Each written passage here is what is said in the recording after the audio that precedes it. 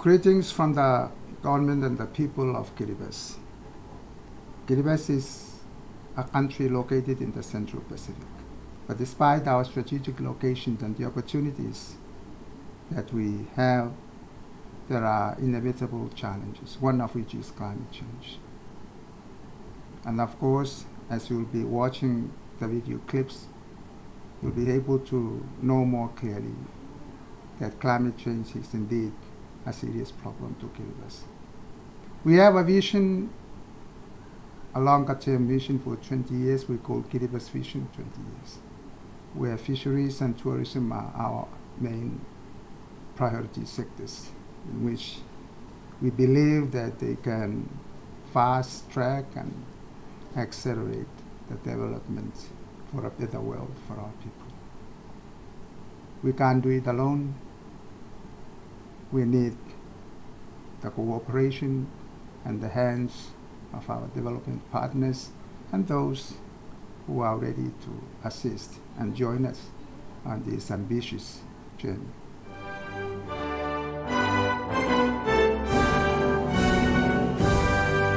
Ladies and gentlemen, in the name of our Lord Jesus Christ, we wish you all good health. Kamnateni ni Mauri, and welcome to Kiribati.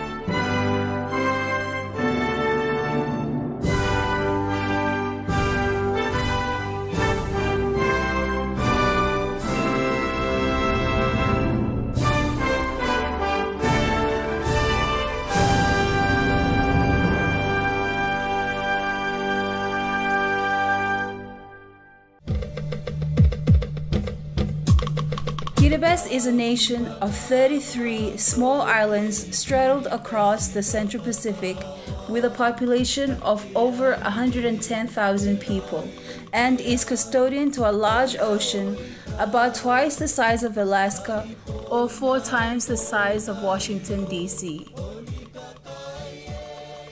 The people of Kiribati enjoy a tropical climate all year, the white sandy beaches and beautiful blue lagoons.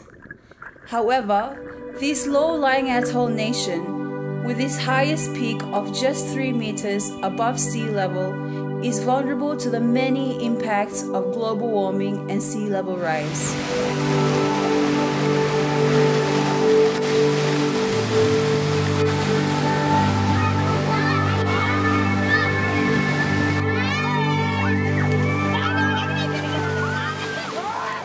In Tabomoa village in the island of Abayang, Ata is facing the impacts of climate change.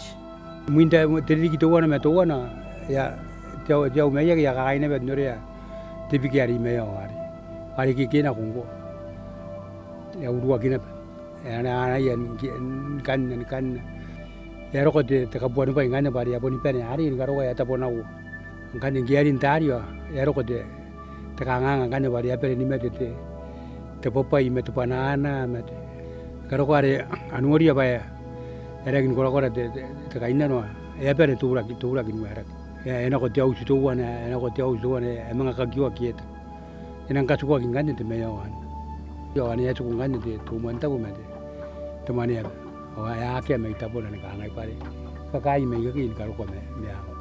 Kiribati is in fact experiencing the many detrimental impacts of climate change, such as coastal erosion, seawater intrusion to the underground water, the source of drinking, cooking, and cleaning water for many Kiribati people.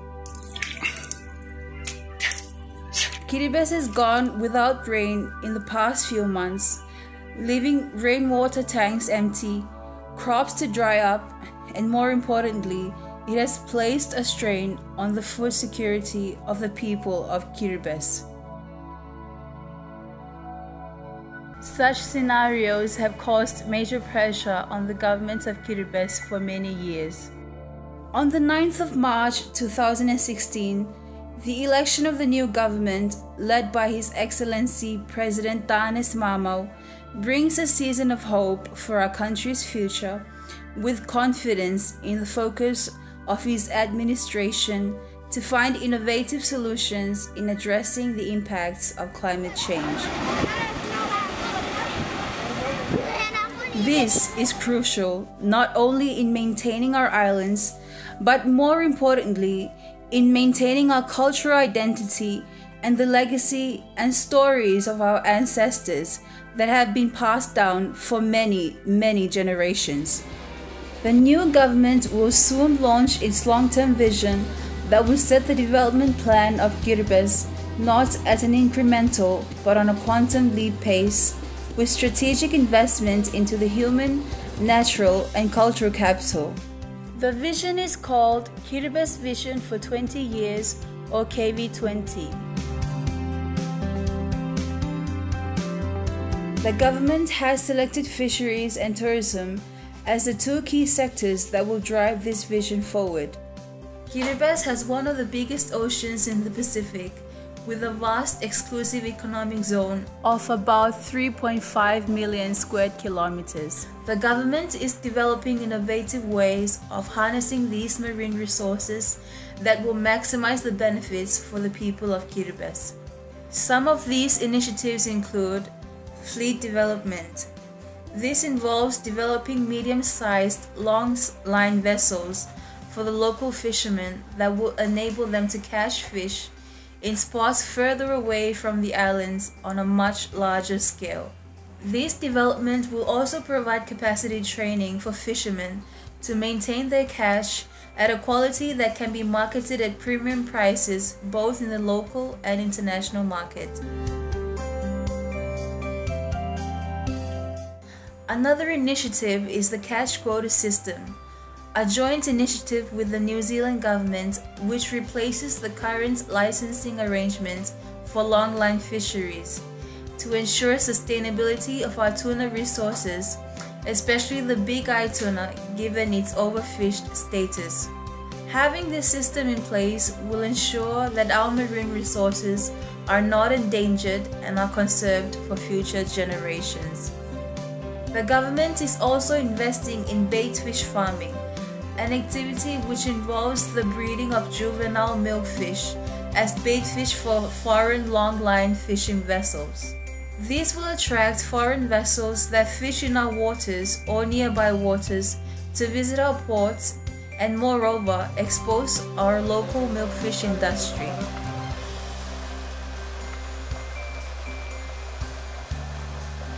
Other initiatives include deep sea mining, building of transshipment hub and more processing plants, and the capitalization of fishing license. The KV20 also focuses on the development of sustainable tourism that promotes the unique culture of Kiribati and its beautiful islands. One of the government's policy is to promote and encourage the Kiribati culture. This will not only allow us to maintain our identity, but will also attract tourists to visit our islands and experience the culture of the people who see the first sunrise.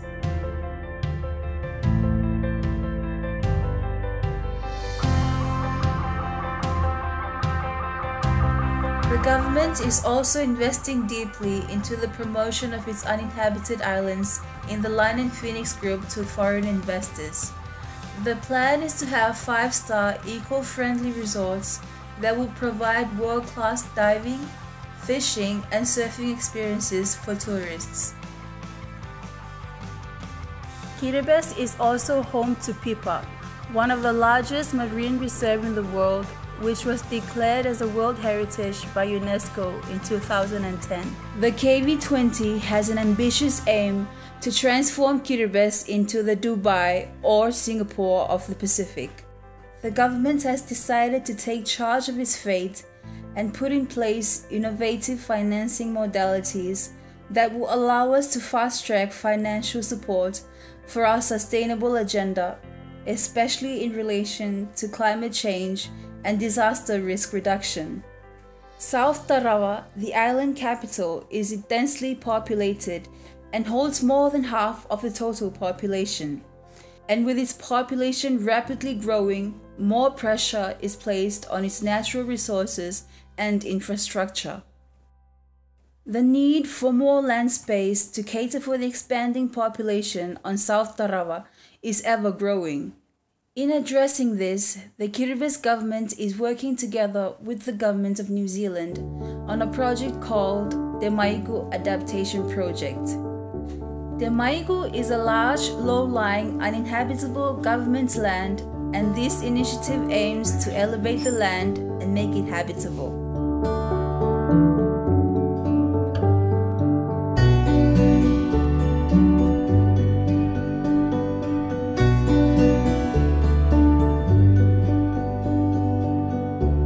The plan is to have up to 35,000 people reside on this piece of land, and essential facilities like schools, clinics, and shops will also be built. The town planning of this area will be designed in a way that is resilient to the impacts of climate change.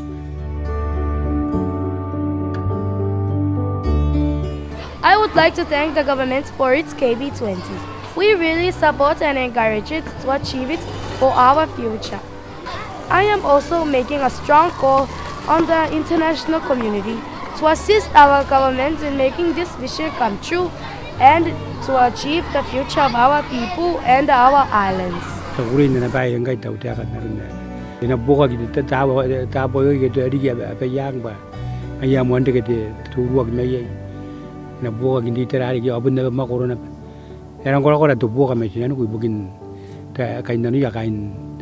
Kain Kiribati bugin bitagin kanuan buong. Ayera pa na nakaluan mi ito tayo. Ani KV20. Agar ayo ya kirang kora-kora kaupain. Nganaron na ba ito pa kita kanta ni ngani yara. Yang oy taw tayo. Masinari kita ganaron ata kanabukakan tupay masingapo. Wan ira paran. Masyaro ko lang tumana kasi nag bangay na ba man tipik tipe tuwa na skatayan kun karikira ke arura ni ro. Climate change is real, and Kiribati experiences its impacts on an everyday basis. Climate change is indeed a serious problem to Kiribati.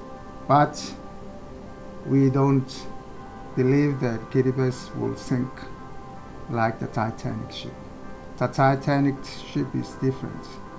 It is built by human hands, whilst our country, our beautiful islands are created by the hands of God. My government will do its utmost capability to try and build the capacity of our people. But the idea is to build Kiribati into a resilient and improve adaptive capacity so we can enjoy a peaceful living in our beautiful islands.